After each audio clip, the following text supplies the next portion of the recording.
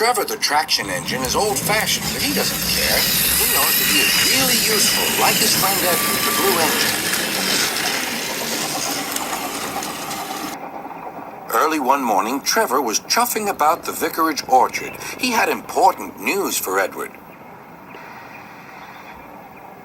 The vicar says that not all children are able to have holidays by the sea, so he's having a garden party to raise money for a seaside trip.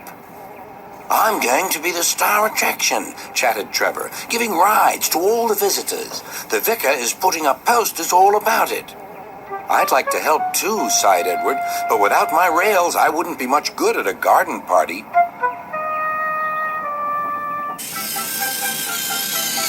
was a beautiful day, but Edward was worried. I wish there was something I could do for the party, he said. I'd like to be helpful, like Trevor. Edward's driver laughed. You're helpful in your own way, and that's on the railway.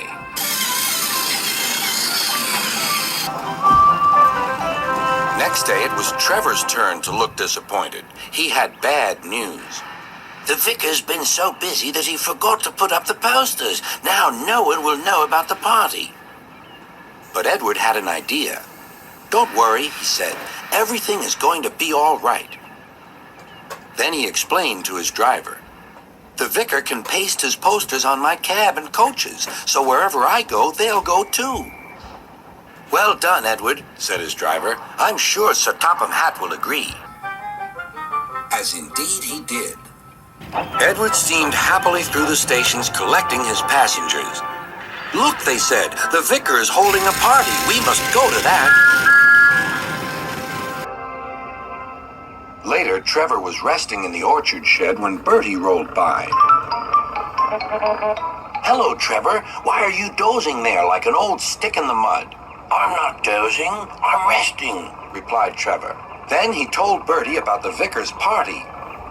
I'll be there too, boasted Bertie. I'm not sure people will want to ride on an old traction engine after traveling in a smart red bus like me. The party day arrived. It had rained heavily during the night, and the orchard ground was soaked. Rain and mud won't spoil my day, said Trevor. No, indeed, agreed his driver. We'll stay on the road, then we won't get bogged down.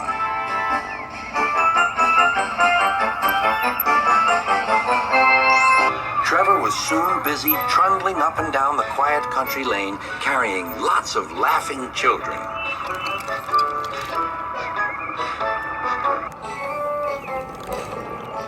He was just turning a corner when he heard Bertie. Hello, old-timer.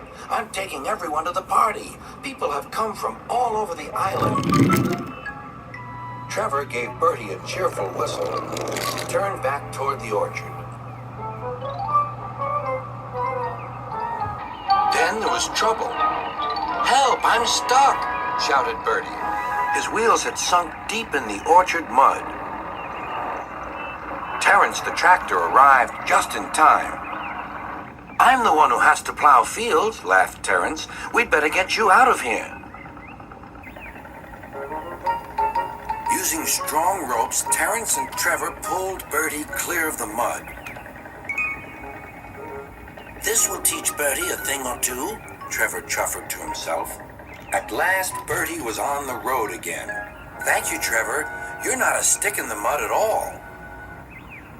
No, smiled Trevor. But you were, just for a little while. That evening, the vicar arrived to see Edward and his driver. Thanks to your good idea about the posters, hundreds of people paid to come to the party. We've raised lots of money for the children. Edward was very pleased, and Trevor fell happily asleep, thinking of all the children who would now get to the seaside at last.